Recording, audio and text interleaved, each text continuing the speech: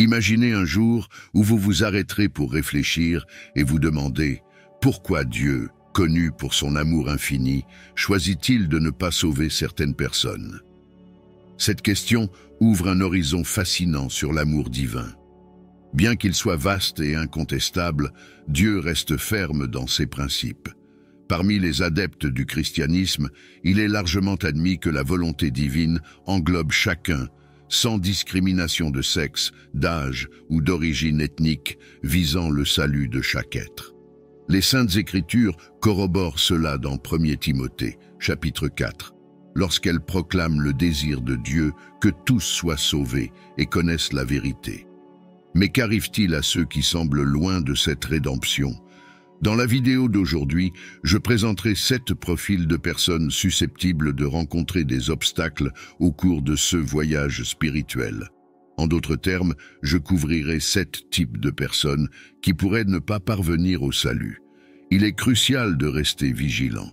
Beaucoup d'entre nous pourraient, par inadvertance, être confrontés à des difficultés sur leur chemin vers la rédemption. Alors, restez vigilants et réfléchissez. L'un de ces profils résonne-t-il avec votre cheminement spirituel? La réponse pourrait être la clé d'une compréhension plus profonde de la nature de l'amour divin et du salut lui-même. J'invite tout le monde à prendre un moment pour regarder cette vidéo complète, à se joindre aux prières et à recevoir d'abondantes bénédictions pour vous-même, vos familles et vos amis.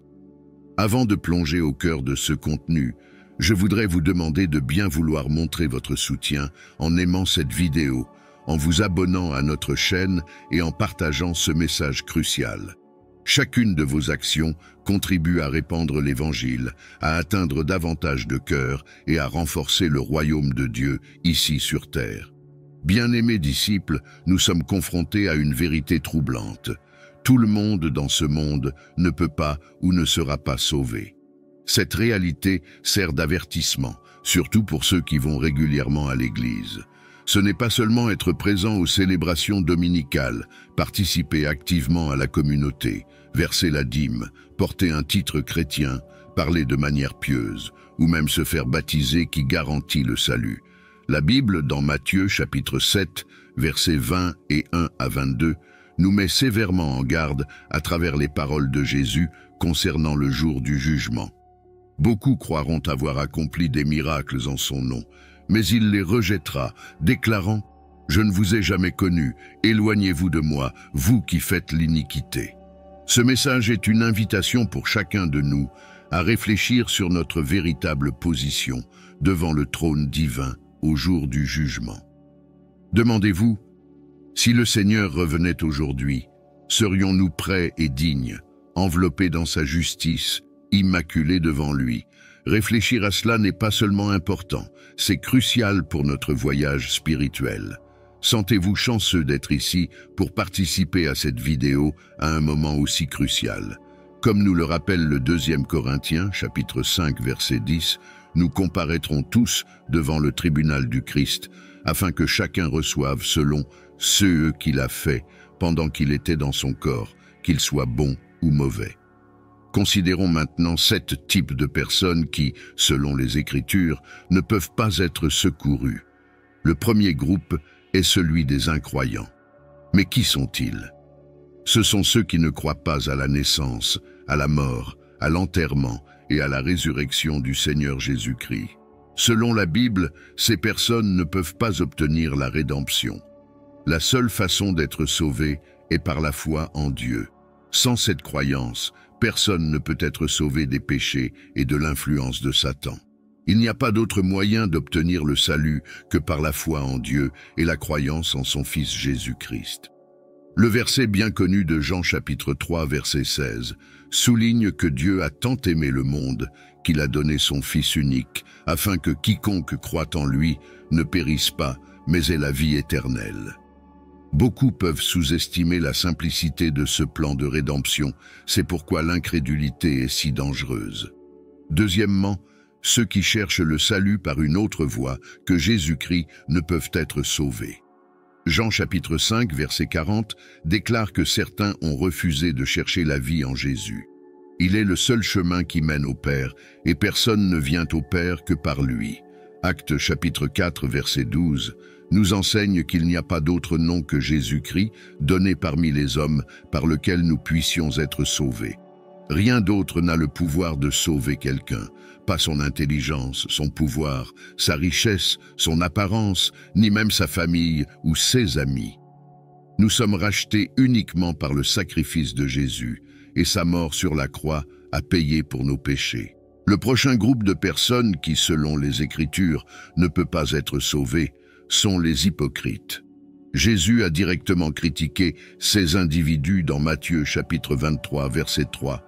« Malheur à vous, docteurs de la loi et pharisiens hypocrites, car vous fermez le royaume des cieux devant les hommes, qui sont tentés d'entrer. » Un hypocrite est quelqu'un qui prétend être ce qu'il n'est pas.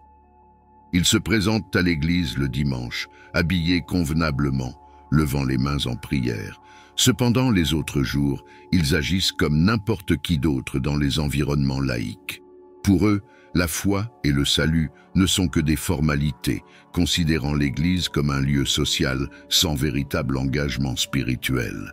Bien qu'ils puissent adorer publiquement, ils ne permettent pas que l'essence du Christ se manifeste dans leur vie, dans leurs pensées et leurs actions. Ils peuvent fréquenter l'Église pendant des années, mais ils ne démontrent pas de fruits qui confirment la foi qu'ils professent.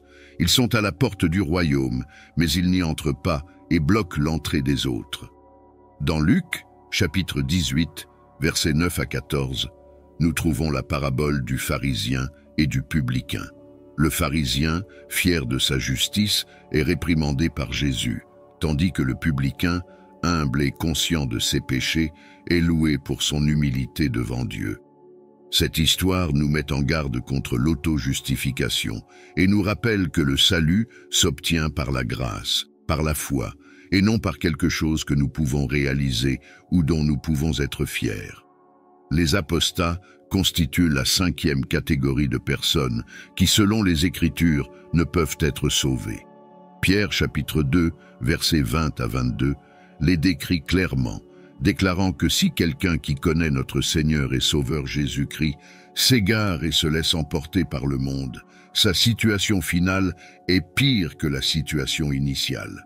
Cela met en évidence la grave erreur de se détourner de la vérité une fois que l'on l'a connue. Ces personnes se retrouvent dans une situation encore plus défavorisée qu'au début. Il vaudrait mieux pour eux ne jamais avoir connu la voie de la justice, plutôt que, après l'avoir connue, de l'abandonner en faveur des tentations du monde. Comme le dit le proverbe, le chien retourne à son vomi et le cochon lavé retourne se rouler dans la boue. La Bible nous montre clairement l'image de ceux qui adoptent une apparence religieuse, mais finissent par retourner à leurs pratiques corrompues et immorales. Une fois propre, un cochon reste un cochon. Ce sont des gens qui jouent avec les fondements de la foi chrétienne, comme le baptême, la communion et la participation à l'Église, mais qui, en fin de compte, révèlent leur vraie nature en retournant aux anciennes tentations du monde, car ils n'ont jamais eu de véritable tentation. Foi. La prochaine catégorie de personnes que la Bible désigne comme ne pouvant pas être sauvées sont les blasphémateurs. Jésus aborde ce sujet dans Matthieu, chapitre 12, versets 30, 31 et 32, avertissant que tout péché et tout blasphème peuvent être pardonnés, à l'exception du blasphème contre le Saint-Esprit. Ceux qui blasphèment contre le Saint-Esprit ne seront pas pardonnés, ni dans ce siècle, ni dans le siècle à venir. Certains insultent Dieu, se moquent du Saint-Esprit et minimisent sa manifestation. Ceci est considéré comme un péché impardonnable.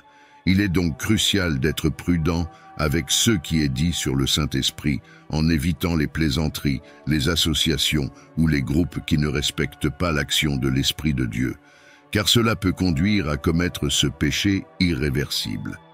Le dernier groupe de personnes qui, selon les Écritures, ne peuvent pas être sauvées sont ceux qui sont décédés.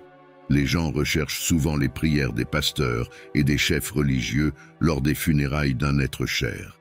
Cependant, il est crucial de comprendre qu'aucune prière ne peut changer le destin d'une personne après sa mort, Le salut n'est possible que tant que nous sommes en vie. Après la mort, cela devient impossible. L'idée du purgatoire, comme certains le croient, n'a aucun fondement dans la vérité de l'Écriture. Le salut n'est viable que dans la vie, et c'est pourquoi il est essentiel de donner sa vie à Jésus. Mes amis, j'espère que vous comprenez maintenant que certaines personnes ne seront peut-être pas sauvées. Cela n'arrive pas à cause d'un manque d'amour de Dieu, mais parce qu'il ne peut pas compromettre sa justice pour sauver quelqu'un.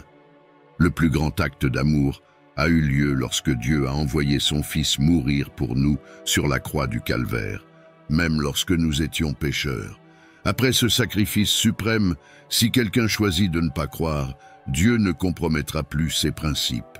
En bref, je vous demande, avez-vous vraiment accepté Jésus comme votre Seigneur et Sauveur?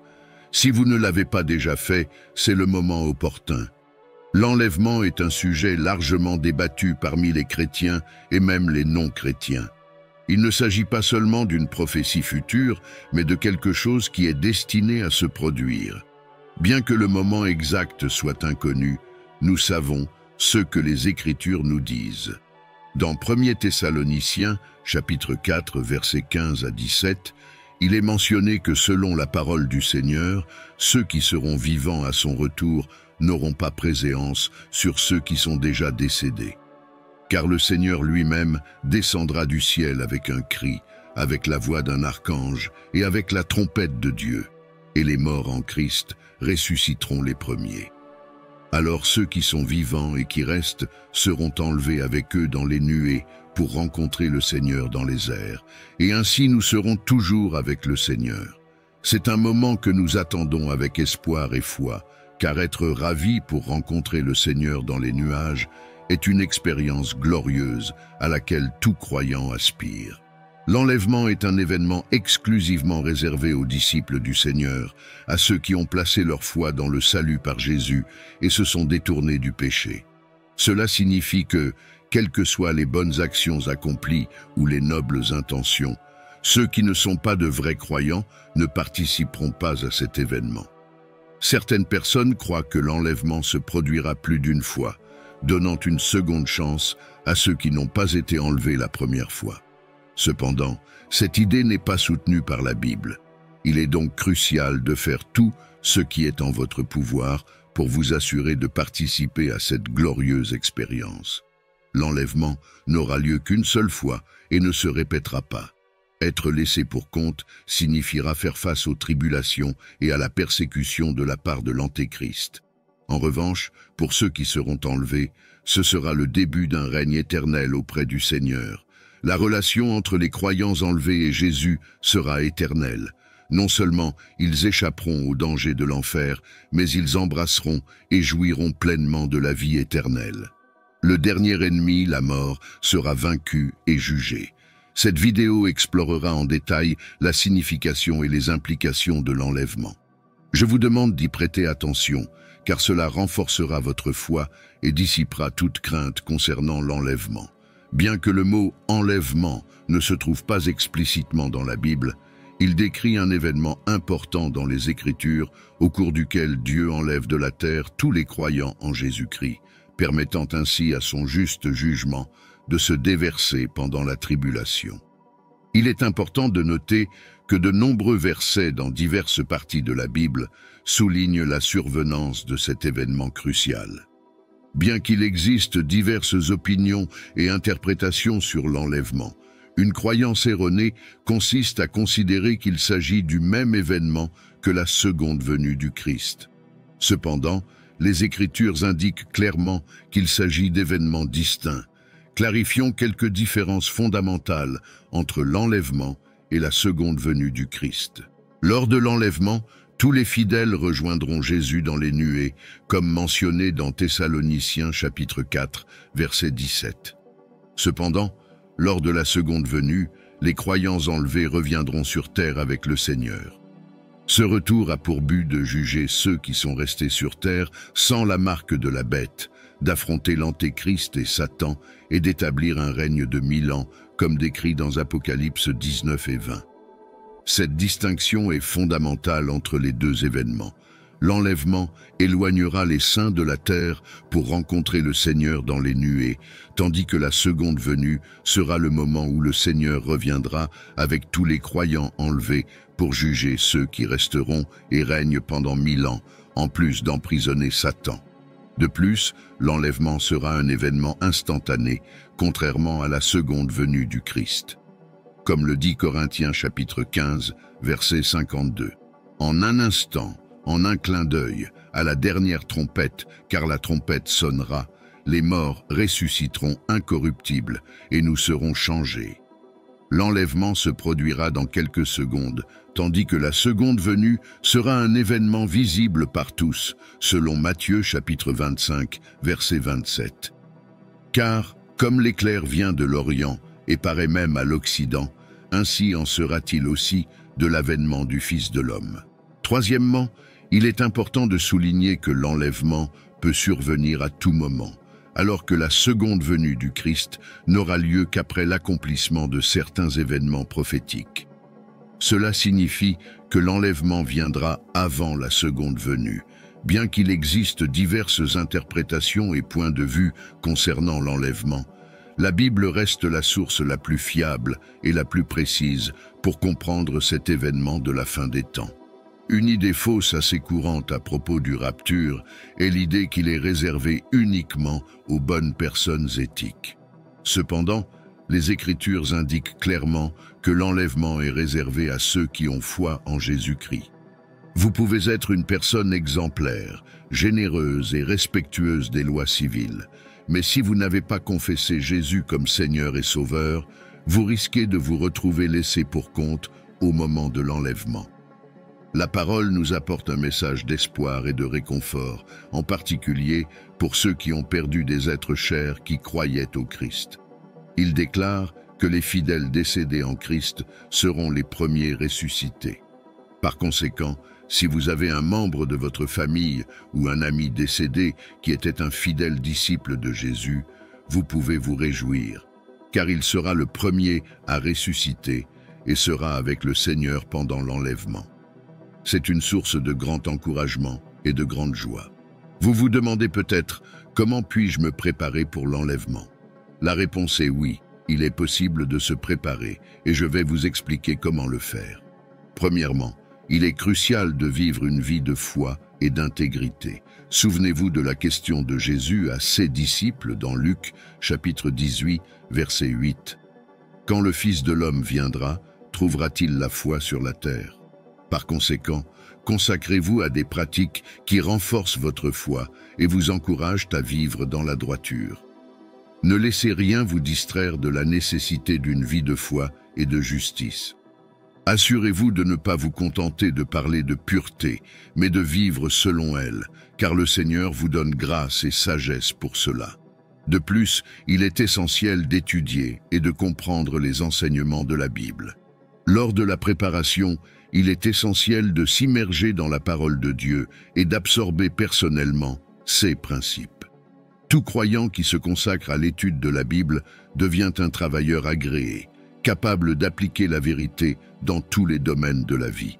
Il est important de lire, étudier, comprendre et pratiquer la Bible, en évitant de tomber à la recherche de révélations sauvages qui, bien qu'elles puissent paraître intéressantes, s'écartent de la simple vérité des Écritures.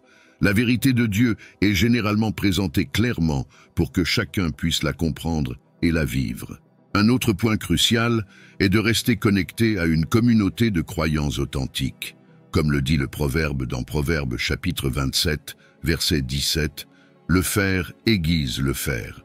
Ainsi, un homme aiguise le visage d'un autre. » Être en communion avec d'autres croyants est essentiel.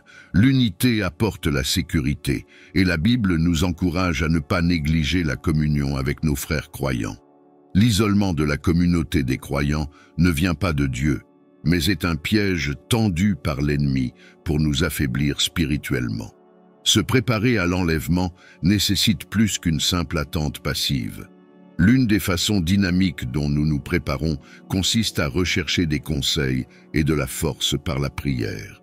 De nos jours, la prière devient une ancre qui nous maintient connectés au Seigneur.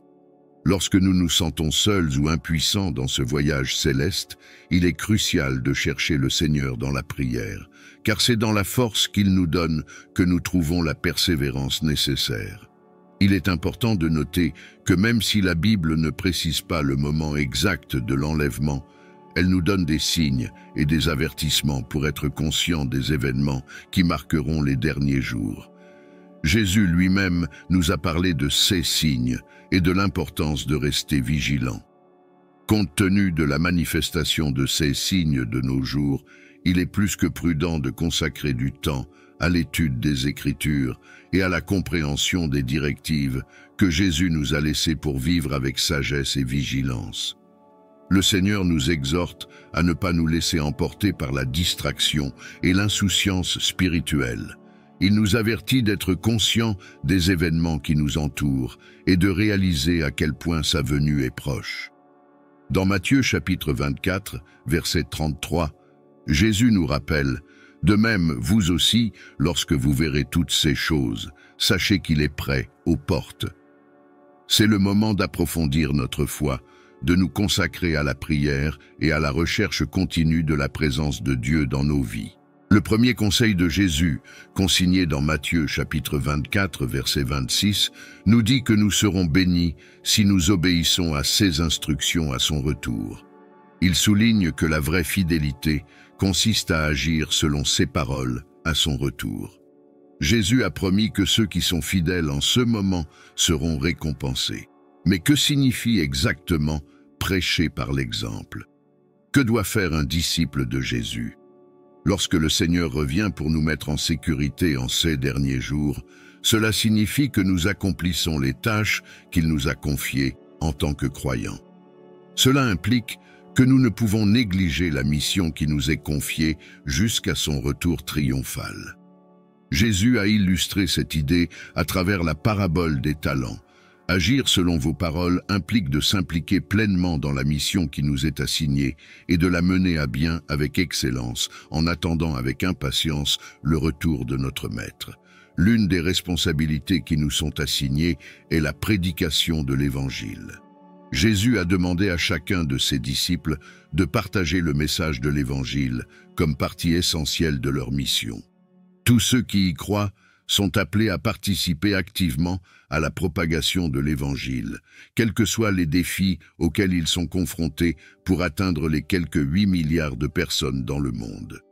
De plus, Jésus nous demande de faire des disciples. Cette tâche est clairement définie dans Matthieu chapitre 28, verset 20. « Vous apprenant à obéir à tout ce que je vous ai commandé, et je serai toujours avec vous jusqu'à la fin des temps. » Aujourd'hui, le besoin de faire des disciples est crucial, et Jésus appelle chacun de ses disciples à multiplier les disciples, facilitant ainsi l'avancement de son royaume. Seul un disciple peut former un autre disciple. Il existe aujourd'hui une demande urgente d'ouvriers dévoués dans le royaume de Dieu. Lorsque nous nous efforçons d'aider les gens à se rapprocher de Dieu, à l'aimer, à le servir et à le présenter, nous remplissons véritablement le mandat de Jésus. Ce faisant, nous nous engageons à donner suite à vos paroles à votre retour. Une autre ligne directrice cruciale que Jésus nous a donnée pour bien vivre en ces temps de la fin est de maintenir une vigilance spirituelle élevée en évitant les distractions qui nous éloignent du bon chemin. Comme le dit Marc, chapitre 13, verset 33, « Soyez vigilants, veillez et priez, car vous ne savez pas quand le moment viendra. » Pour un chrétien, être sur ses gardes signifie être attentif et dévot dans la prière. Nous devons toujours rester vigilants, ne pas nous laisser envahir par la torpeur spirituelle. C'est une exhortation à approfondir la pratique de la prière en attendant le retour du Maître. Dans la prière, nous trouvons la grâce, le réconfort et la patience, éléments essentiels pour affronter les défis de ces derniers jours et échapper aux pièges et aux tromperies. Les défis auxquels nous sommes confrontés aujourd'hui exigent que nous, en tant qu'individus, réservions chaque jour du temps de qualité pour nous connecter avec Dieu par la prière. Posez-vous cette question. Comment se passe votre vie de prière? Combien de temps consacrez-vous à la prière quotidienne? Il est crucial de comprendre que la prière continue nous permet de discerner la volonté de Dieu pour nos vies et les actions qu'il veut que nous entreprenions à ce moment précis. Maintenir cette communication ouverte avec Dieu nous donne un avantage contre les innombrables plans de Satan. De nombreux chrétiens n'ont pas encore réalisé le changement rapide du monde pour s'aligner sur le programme de l'Antéchrist, tandis que Satan travaille dur pour égarer autant de croyants que possible. Cependant, il faut être conscient qu'il est un maître de la tromperie. Par conséquent, consacrer du temps de qualité à la prière quotidienne nous maintient alertes et sensibles à l'appel de Jésus à prendre conscience de son retour imminent. Ignorer l'importance de maintenir notre vigilance en ces derniers jours, c'est négliger un conseil vital d'être attentif et vigilant, car nous ne connaissons pas le moment exact du retour du Christ. Dans Marc chapitre 13, versets 35 et 36, il est souligné: « Soyez donc vigilants, car vous ne savez pas quand le propriétaire de la maison reviendra. Ce sera peut-être l'après-midi, à minuit, au petit matin ou à l'aube. S'il vient soudainement, ne les trouvez pas endormis. » Cet avertissement est clair. Nous devons éviter toute forme d'insensibilité spirituelle. Ici, le sommeil ne fait pas seulement référence au sommeil physique, mais aussi à un état d'indifférence et d'insouciance spirituelle. C'est pourquoi, face aux incertitudes et aux transformations de cette époque, il est impératif de suivre fidèlement ce conseil de vigilance et de prière. Rester spirituellement éveillé et vigilant par rapport au retour divin est la clé pour ne pas être pris par surprise et être prêt à affronter les défis qui nous attendent. Jésus, dans ses instructions sur la façon de vivre en cette fin des temps, souligne l'importance de ne pas devenir indifférent ou négligent à l'égard du royaume de Dieu et du retour imminent du Christ. Il nous exhorte à rester vigilants, car nous ne connaissons pas l'heure de son retour. Nous ne devons pas nous laisser emporter par des distractions temporaires, ni oublier ses avertissements. Chaque croyant est encouragé à être en alerte constante, à attendre avec espoir le retour du Seigneur, à prendre des mesures conscientes pour protéger nos convictions et notre foi en Jésus, à donner la priorité à tout ce qui l'honore et à rejeter tout ce qui pourrait détourner notre dévotion à son égard.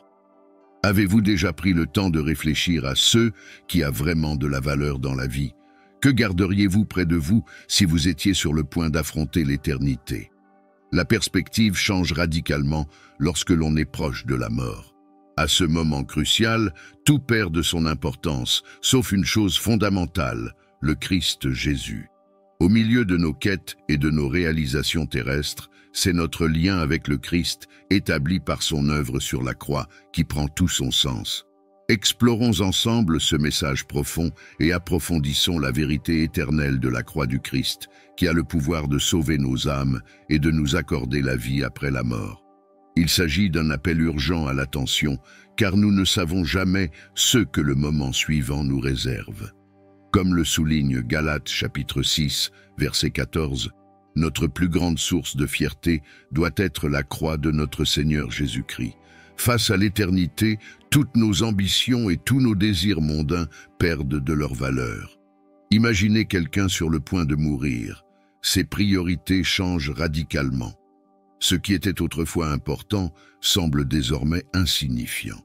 Pensez à un homme d'affaires occupé qui a une réunion d'affaires la semaine prochaine.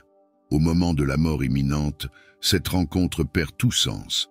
La recherche de richesse et de statut ne domine plus vos pensées, et même les passions quotidiennes perdent de leur importance. Cela nous rappelle que les choses auxquelles nous aspirons dans ce monde n'ont aucune pertinence face à l'éternité. L'argent, les réalisations et même nos relations sont éphémères. La seule chose qui compte vraiment est la croix du Christ, car elle détermine notre destinée éternelle. Il est crucial de ne pas perdre de vue cette vérité, car elle nous concerne tous. La mort est inévitable, et lorsqu'elle surviendra, tout ce à quoi nous accordons de la valeur dans ce monde disparaîtra. Il est temps de redéfinir les priorités de nos vies et de donner la valeur qui leur revient à notre relation avec Dieu. Nous ne pouvons pas nous perdre dans la recherche du succès et de la reconnaissance terrestre, car ce qui compte vraiment est ce qui est éternel. Cette révélation est un signal d'alarme urgent, nous encourageant à repenser nos valeurs et à réorganiser nos priorités. Lorsque nous explorons les énigmes de l'au-delà, nous sommes amenés à nous poser de profondes questions. Que se passe-t-il réellement lorsque notre voyage terrestre se termine? Quel est le destin au-delà du voile de la mort? Existe-t-il un endroit appelé purgatoire où nous reposons-nous simplement jusqu'au jour promis de la résurrection? Hébreux chapitre 9, verset 27, offre une réponse directe déclarant « Et comme il est réservé aux hommes de mourir une seule fois, après quoi vient le jugement ?» La parole de Dieu contredit toute notion d'état intermédiaire après la mort, soulignant la réalité d'un jugement après la vie terrestre. L'idée du purgatoire est remplacée par la certitude du jugement divin. Mes amis, à mesure que nous comprenons que ce jugement est proche, nos vies sont transformées. Savoir que nous serons évalués par un Dieu saint qui examinera de près chaque aspect de notre vie nous motive à vivre différemment. Même nos paroles seront soumises à cette analyse rigoureuse. Cher ami, le jugement arrive et pèse sur nous, et dans ce jugement, un facteur crucial décidera du sort de nos âmes. Nous révélerons bientôt quel est ce facteur. Dans 1 Corinthiens chapitre 1 verset 18, nous retrouvons le thème de la croix, car le message de la croix est une folie pour ceux qui périssent, mais pour nous qui sommes sauvés, c'est une puissance de Dieu.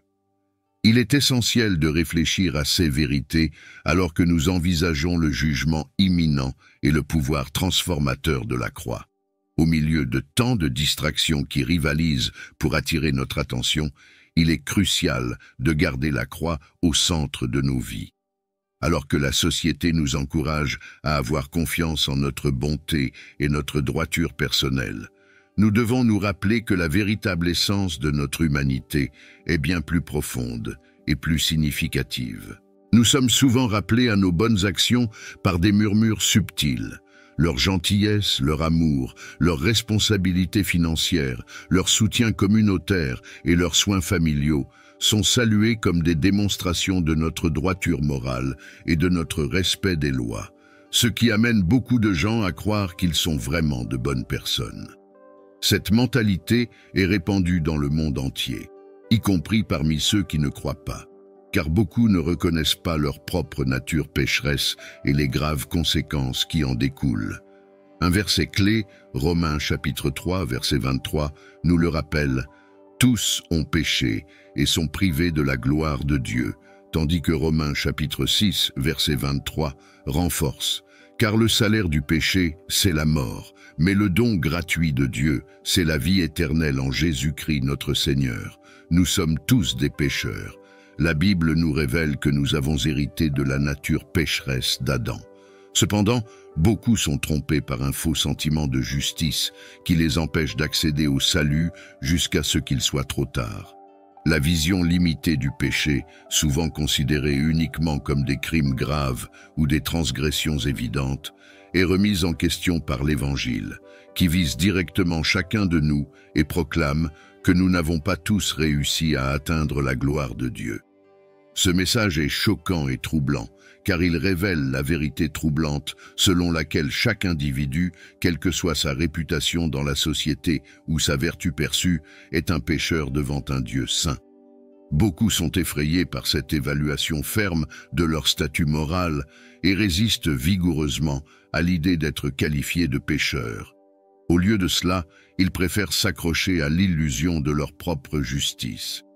Ainsi, le message évangélique devient pour eux quelque chose d'offensant et de difficile à comprendre, devenant une véritable pierre d'achoppement. C'est parce qu'ils ne veulent pas accepter la réalité de leur besoin de salut. Beaucoup de gens considèrent l'idée de la rédemption comme un concept insensé, jetable et sans importance. Ils recherchent du réconfort dans leurs réalisations, leurs actes de charité et leur moralité, croyant que ces actions louables suffisent à maintenir une position favorable devant Dieu. Ces gens sont trompés par la fausse croyance selon laquelle le message de la croix n'est pas nécessaire et ne compte que sur leurs propres efforts pour parvenir au salut. Le monde renforce cette illusion, perpétuant le mensonge selon lequel la croix n'a aucune pertinence dans nos vies. Cependant, il est vital de résister à ce mensonge et d'accepter la vérité inconfortable selon laquelle notre bonté seule ne suffit pas à nous racheter. Le manque croissant de respect pour la vie humaine dans le monde d'aujourd'hui est évident lorsque l'on observe le nombre alarmant de meurtres, de conflits armés et d'actes terroristes. Le nombre de vies perdues dans ces situations est inquiétant et fait réfléchir sur la proximité du jugement divin. Quels que soient les événements tels que l'enlèvement ou le passage dans l'éternité, la question cruciale est: sommes-nous prêts à rencontrer notre Créateur en ce moment? Avons-nous une relation intime avec Jésus? Il est temps de mettre de côté les préoccupations terrestres et de vous concentrer sur votre connexion spirituelle avec Jésus, car c'est ce qui compte vraiment, en fin de compte. Nous devons donner notre cœur au Seigneur, nous repentir sincèrement et rester fermes dans la vérité, quel qu'en soit le prix. Prions pour que Dieu nous guide spirituellement, nous libère des corruptions du monde et nous accorde la certitude de notre éternité. Amen.